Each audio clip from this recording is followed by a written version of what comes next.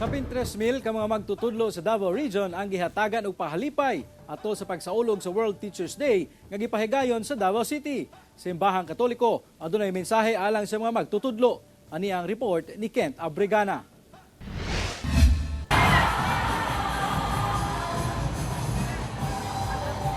Dungan nga misayo sa Zumba ang ana sa kapin 3,000 ka mga magtutudlo sa Davao Region kini atol sa pagsaulog sa World Teachers Day 2023 nga gipahigayon sa Davao City.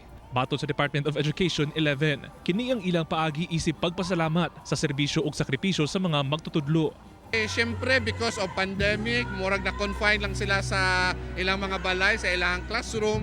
So karon is excited sila kay tungod murag nagtapok-tapok ang ubat ang lain-laing mga teachers from different divisions. Gawa sa Zumba, duna sa ipapremyo nga gipanghatag alang sa mga magtutudlo, butang nga gikalipay sa elementary school teacher nga si Noisel. 17 years na nga teacher sa Laak, Davao de Oro. Dakong hagit alang kaniya ang nasinating pandemya.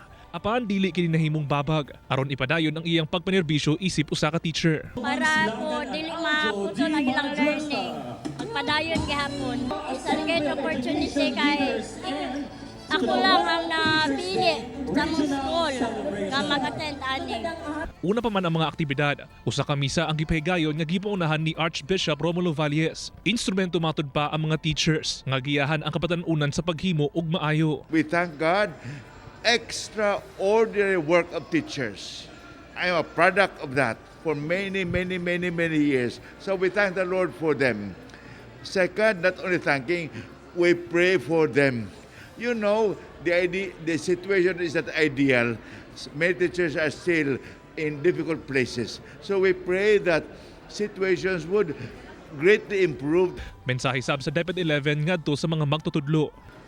I'd like to see teachers who are not only teachers, but also forming children to become better citizens. I'm humbled and honored as the regional director of the very committed, hardworking teachers of DepEd Region 11. Kauban si Melco Minares sa kamera. Ako si Kent Abrigana para sa One Mindanao.